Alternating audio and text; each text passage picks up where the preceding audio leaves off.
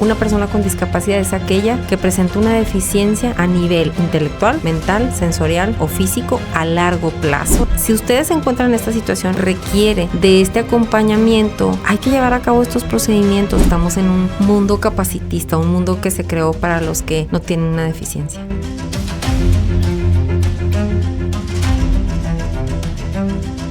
Hola, ¿qué tal? Soy Linda Natasha Cuevas Barreda. Bienvenidas y bienvenidos a este programa Familiarizando, Hablemos de Derecho. El día de hoy vamos a platicar un tema muy importante. Nuestra invitada especial, la Procuradora de Defensas de Personas con Discapacidad, licenciada Lorena Rivera García. Bienvenida. ¿Cómo se encuentra el día de hoy? Me encuentro muy contenta, licenciada. Gracias por la invitación, gracias por estos espacios. Específicamente a la magistrada Neida de la Tercera Sala Familiar por de verdad creo que son de mucho valor el poder compartir esto, así es que gracias por la invitación. Al contrario. Procuradora, empecemos con la primera pregunta. ¿A razón de qué se crea la Procuraduría de Defensa de Personas con Discapacidad? Claro que sí, te platico. Mira, nosotros somos un organismo administrativo desconcentrado subordinado al sistema DIF Nuevo León. El sistema DIF Nuevo León cuenta con 3 procuradurías, cada una enfocada en brindar atención a distintos sectores de la población que pudieran estar en una situación de vulneración o de inclusión prioritaria, como nos gusta ahora referirlo, porque creemos que ese es el enfoque que debería de tener. ¿Cuáles son estas 3 procuradurías? Una, la primera que nace, es la Procuraduría de Protección de Niños, Niñas y Adolescentes.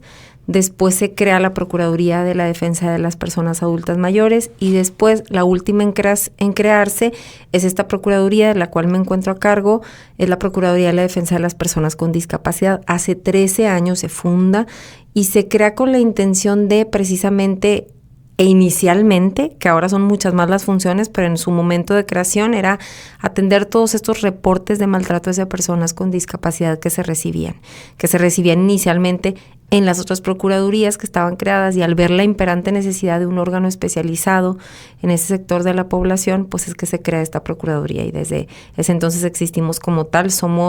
Por 10 años fuimos la única procuraduría en todo el país en brindar este servicio de forma especializada, hasta hace 2 años y medio aproximadamente que se crea en Oaxaca una procuraduría homóloga. Somos solo 2 en todo el país.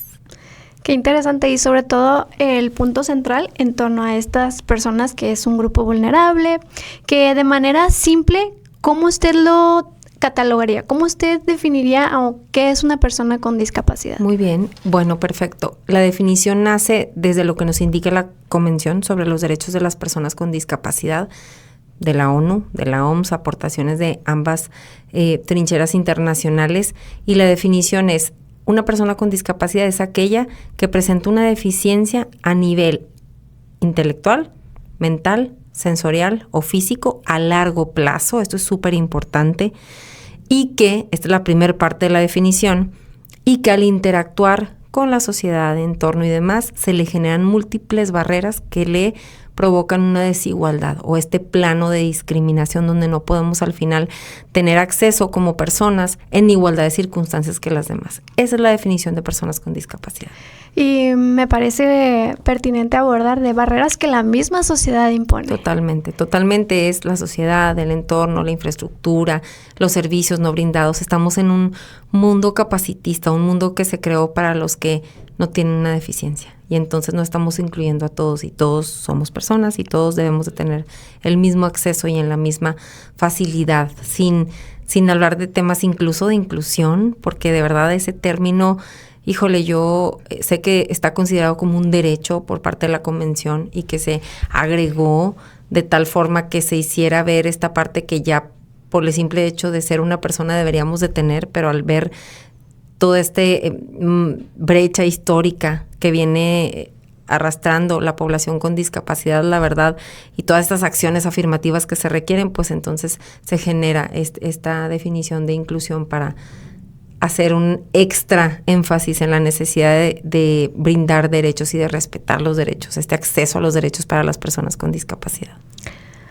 Sí, sobre todo esto que menciona de que constantemente este grupo vulnerable históricamente se ha surgido como incluso alguna carga, discriminado, estigmatizado, y en razón de todo esto, ¿cuáles son las funciones de la Procuraduría?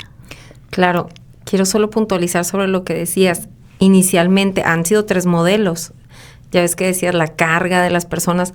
El primer modelo era el modelo de prescindencia, que hablaba de tienes autorizado tu gobierno deshacerte tal cual de las personas con discapacidad, porque son precisamente esta visión de ellos no nos van a generar, son una carga, estás autorizado. Y no había una consecuencia para eso. Estaba autorizado. Ese es el modelo de prescindencia, lamentablemente, y suena súper fuerte, pero es una realidad que se vivió por mucho tiempo. Después se migró al modelo médico, donde entonces le reconocemos la necesidad de apoyo extra que requieren, pero como personas, ese era modelo médico donde te veo como una persona enferma, como una persona con un padecimiento, no como una persona con los mismos derechos y este enfoque social que ahora tenemos, que es el último modelo, el modelo social y de derechos humanos. Y bueno, respondiendo a tu siguiente pregunta, ¿qué funciones tenemos nosotros como Procuraduría? La primera ya la referimos, que es la atención a los reportes de maltrato a través de los equipos multidisciplinarios, porque este enfoque tiene que ser así, un enfoque integral del área legal, del área social, del área psicológica. Incluso actualmente muy contentos que contamos con el área de neuropsicología. Este es un área reciente que nos ha servido mucho para trabajar más a profundidad en cada uno de los casos. Después tenemos todo este tipo de asesorías que se brindan en general a la población con discapacidad, a sus familiares y a la comunidad en general. Y también tenemos ser ese puente o eslabón que permite que las personas con discapacidad lleguen a la instancia que necesitan para que se le brinde seguimiento a sus quejas, denuncias, demandas y demás. Entonces, esa también es una parte importante.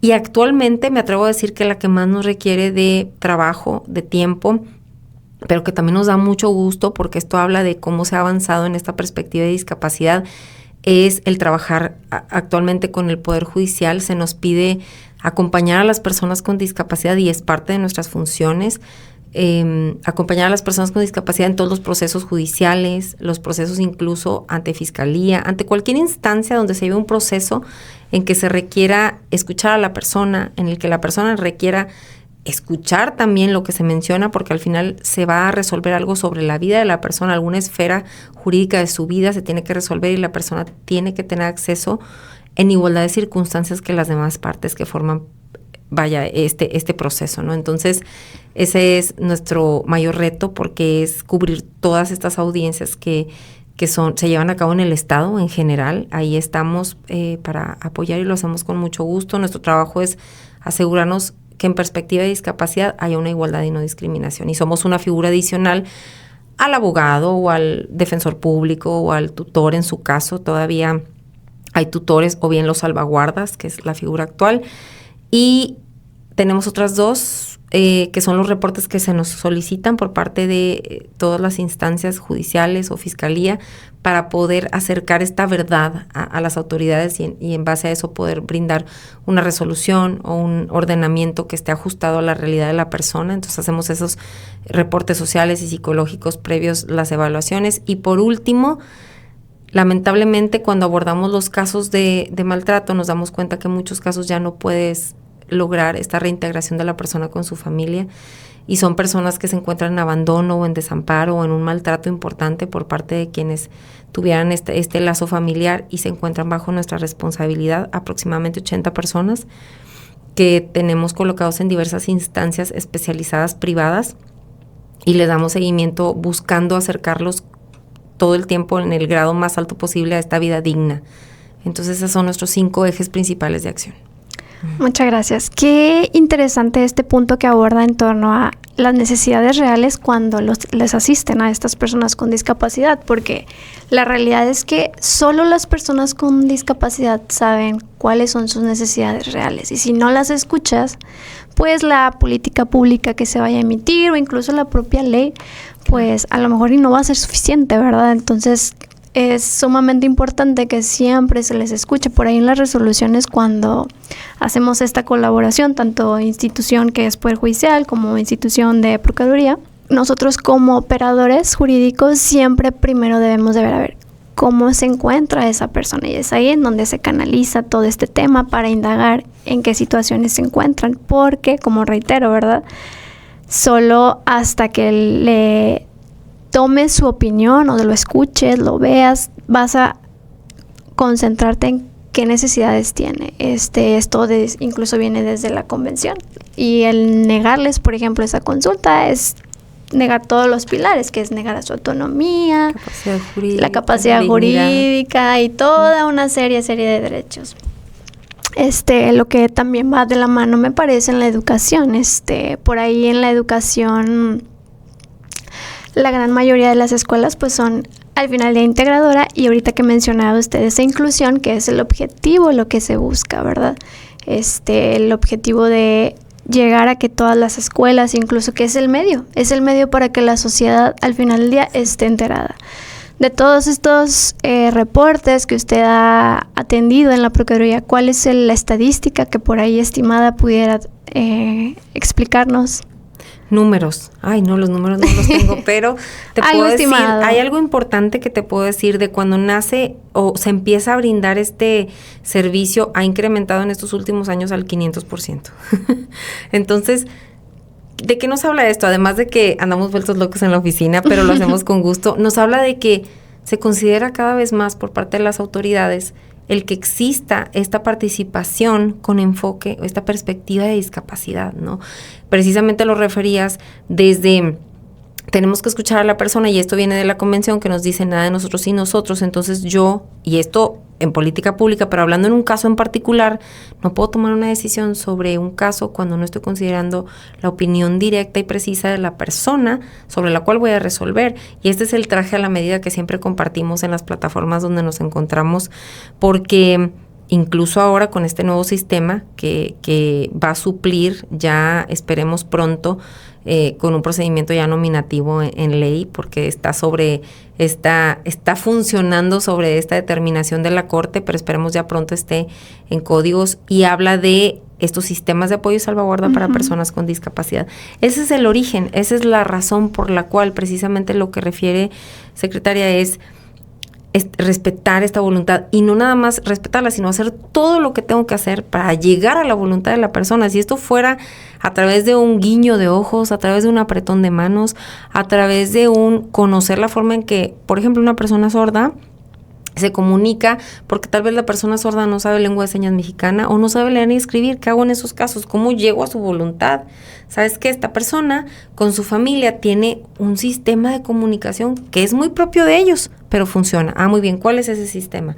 Vamos a ver cómo funciona, vamos a conocerlo, y de esa forma vamos a tener acceso a la voluntad de la persona. Oye, la persona ya no tiene forma de comunicarse bajo ninguna circunstancia. Ok, entonces tenemos que hacer ese encuadre con las personas que sí conocieron a la persona en vida, que sí nos pueden referir cuáles eran sus gustos, sus intenciones, sus voluntades, para que quienes realmente lo conocieron cuando podía manifestar su voluntad, permitan que esto se siga respetando aunque la persona ya no pueda hacerlo. Entonces, esto nos habla de algo que realmente considero que es increíble, porque es respetar realmente la capacidad jurídica de la persona, aunque ya por cuenta propia no lo pueda hacer, o cuando ocupe apoyos para hacerlo, porque tal vez vamos a pensar, una discapacidad intelectual. Esto nos habla de un pensamiento concreto para la persona, donde haya cosas complejas, tal vez voy a ocupar apoyo, pero mi intención y mi voluntad primaria, pues yo la puedo compartir, y ya mi sistema de apoyo o mi salvaguarda me va a ayudar a encaminarlo de la forma en la que mejor se deba, porque tal vez soy una persona con discapacidad intelectual y tengo un pensamiento concreto, pero la podemos apoyar a que al final de cuentas o al final del día llegue a tener esto que busca desde su intención real y profunda, pero en la forma que no le perjudique o que mejor le convenga, ¿no? Entonces, sí, hay mucho que hacer, y esto lo dice la Corte, casi nos dice que serán los ajustes razonables y de procedimiento casi tan grandes como la imaginación, porque así de infinitos son las limitaciones que se pueden presentar o la diversidad funcional que puede presentar la persona. Sí, cada Entonces, es un trabajo muy grande, y la verdad mis respetos para la función de los impartidores de justicia, porque implica mucho más allá de sentarme en una audiencia. Es bastante lo que se hace para poder llegar a esa real voluntad de la persona, y para eso estamos a la orden para apoyar en lo que podamos. Anteriormente, como usted sabe, procuradora, pues estaba este estado de interdicción, que para efectos jurídicos no era más que anular a la persona. Totalmente. No se le tomaba en cuenta, alguien más lo decidía por él.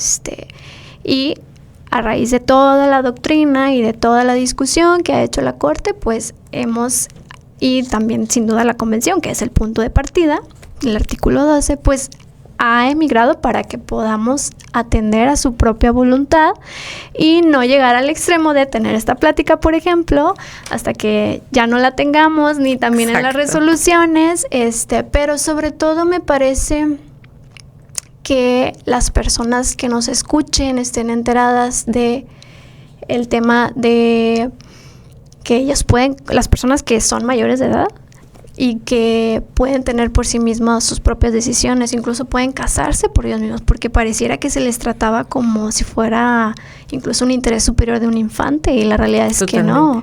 La realidad es que pues están estas personas, pero a ver, platíquenos usted un poco más de su experiencia. Qué buen punto tocas, porque creo que es bien importante que para cuando ya esté determinada esta condición de discapacidad, es sumamente importante que tengamos claro quienes fungen como redes de apoyo o la misma persona con discapacidad que pudiera comprender esta parte, que pudiera ser algo compleja porque son términos legales, pero vamos a tropicalizarlo. Cuando las personas tienen una minoría de edad, es decir, de los 0 a los 17 años, están sujetos a la patria potestad de sus padres, ahí no hay tema. ¿Qué pasa cuando la persona cumple 18 años y pudiera haber sistemas de apoyo que requiera o el apoyo de algún salvaguarda? Es sumamente importante que no nos esperemos a que estemos ante una emergencia o ante una situación crítica para poder tener acceso a un patrimonio, a una, por ejemplo, la pensión o algún acceso a un servicio médico de seguridad social, etcétera. Esos son los casos donde regularmente nos topamos a las personas presentando o promoviendo estos sistemas de apoyo. Sí. Y lo queremos compartir para que si ustedes se encuentran en esta situación, oye, yo soy una persona con discapacidad, o mi hijo, mi hermano, mi familiar, mi conocido, ¿por qué no? Compartan esta información. Es una persona con discapacidad que requiere de este acompañamiento. Hay que llevar a cabo estos procedimientos, no hay que esperar a que tengamos encima una situación que se tiene que resolver desde este ámbito legal para que otras avancen y no se nos esté suspendiendo el acceso a derechos que ya son nuestros, pero que necesitamos este encuadre legal para que se haga de la forma debida. Por ejemplo, vamos a hablar de una persona con discapacidad que necesitara que alguien le apoye para abrir una cuenta en el banco. ¿Qué es lo que cambia ahora con estos sistemas de apoyo? Antes era: tú, Juan, eres la persona que vive con alguna discapacidad. Y tú, María, eres la hermana que va a fungir como antes la figura de anterior era tutor. Uh-huh. La cuenta se abría a nombre del tutor y el tutor era el que hacía todo. No, ¿por qué? Me estás negando mi capacidad jurídica. Ahora los sistemas de apoyo van enfocados a que tú sigas teniendo esta capacidad a través de tener una cuenta a tu nombre que puede ser manejada por ti o por alguien más que te apoye en ese momento, pero es tu cuenta bancaria. Y los bancos... Y sé que es todo un tema porque es migrar a algo que nunca lo habían hecho antes y lo hemos vivido, hemos tenido a las personas allá en la Procuraduría que nos dicen, es que el banco no quiere atender a la indicación que está en la sentencia. Entonces, esta es otra parte que viene después. Sí. Vamos a tener mesas de trabajo para ver esos temas con notarías, con bancos, con seguridad social, con poder judicial, porque se resuelve una cosa, pero van a empezar otras, ¿no? Y todo parte, me parece, del replanteamiento de capacidad jurídica. Uh-huh. Porque, bueno, estas nuevas generaciones pues ya crecen con esto, pero la realidad es que cuesta trabajo desaprender lo mal aprendido, ¿verdad? Totalmente. Entonces, estas personas quien pareciera que ponen por ahí una que otra traba, pues la realidad es que necesitan replantearse todo esto en torno a, bueno, capacidad jurídica. Ya no solo se trata de ejercer por ti mismo tus derechos y obligaciones, ¿verdad? Soy el titular y además si es que tengo una discapacidad, porque ese es otro tema muy interesante.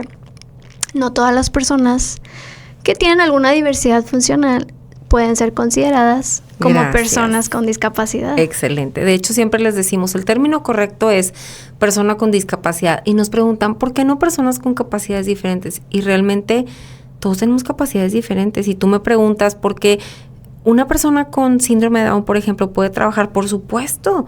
Una persona con síndrome de Down tal vez es mucho mejor. Vamos a suponer que la vacante está en ser alguien que reciba a las personas en un hotel para darles un mensaje de bienvenida y pedirles que vayan a registrarse allá a recepción. Tal vez yo puedo ser una persona con un doctorado, pero 0 habilidades sociales. ¿Quién va a ser la persona que mejor va a desempeñar ese cargo?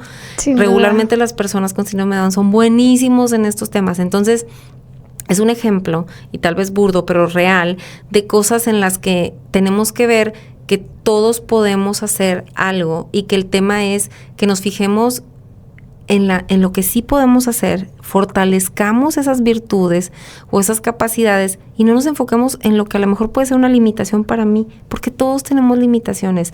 Esto va para las empresas, esto va para cualquier persona que considere a una persona antes de pensar en sus limitaciones o en sus deficiencias, vamos a enfocarnos en lo que sí se puede. En esto yo soy bueno, vamos a apoyar y vamos a potencializar esto y vamos a encuadrarlo en las áreas donde sí tienen virtudes y donde pueden dar, ¿no? Porque incluso hay este hiperfoco. Se demostró, el año pasado se hizo un experimento en varias de las empresas más importantes del país. 25% de ganancia tuvieron al contratar a personas con discapacidad. En este caso era una discapacidad psicosocial. Por ejemplo, las personas con autismo en sus diferentes variedades de la condición hacen hiperfoco en cosas que les gustan. Entonces en eso van a ser mucho más productivos que alguien que no. Y por ahí va el tema, ¿no? El mensaje es vamos a enfocarnos en lo que sí podemos hacer y potencializarlo. Procuradora, se nos acaba el tiempo. Pero antes de terminar, quisiera que explicara un poquito a nuestra audiencia de cuál es el término acertado que pudiéramos decirle a estas personas con discapacidad, porque a veces queremos ser inclusivos y lejos de serlo terminamos discriminando más a la persona. Sí, claro, qué bueno que lo mencionas. Desde el 2005 la convención nos dice el término correcto es persona con discapacidad. Sí cabe destacar que estas definiciones son dinámicas y van cambiando conforme nuestra sociedad nos va exigiendo cambios, pero al día de hoy ese es el término correcto, persona con discapacidad, y ahí podemos agregar con discapacidad sensorial, visual, auditiva. También, por ejemplo, no usemos el término sordomudos, esto es bien importante. La comunidad de sordos nos dicen, es que porque asumen que somos mudos, regularmente sí hay una voz en las personas sordas, pero no se utiliza porque no se aprendió a utilizar como los oyentes lo hemos hecho, ¿no? Entonces, personas sordas, pero con gusto estamos a la orden en la Procuraduría para llevarles cualquier capacitación a, no sé, algún grupo de personas que se quieran unir y sabes que llévenos la capacitación o que acudan ahí en el CRE porque estamos dentro de las instalaciones y tenemos toda esta capacitación que te habla de cuáles son todos los términos incorrectos, cuáles son los que sí son, pero de entrada les dejo sobre la mesa, persona con discapacidad. De ahí no nos salgamos. Excelente, muy bien. Pues, Procuradora, muchísimas gracias. ¿Algún mensaje que quiera dar antes de cerrar? Al contrario, solamente quedarnos a sus órdenes desde la Procuraduría, que nos encontramos dentro de las instalaciones del Centro de Rehabilitación y Educación Especial del DIF Nuevo León, en la avenida Lázaro Cárdenas, 3701, Valle de las Brisas, Monterrey, Nuevo León. Nuestros teléfonos son 81 20 33 11 90 y 91. Perfecto. Bueno, pues muchísimas gracias a todos quienes nos escuchan, quienes nos ven también, y nos vemos en la próxima.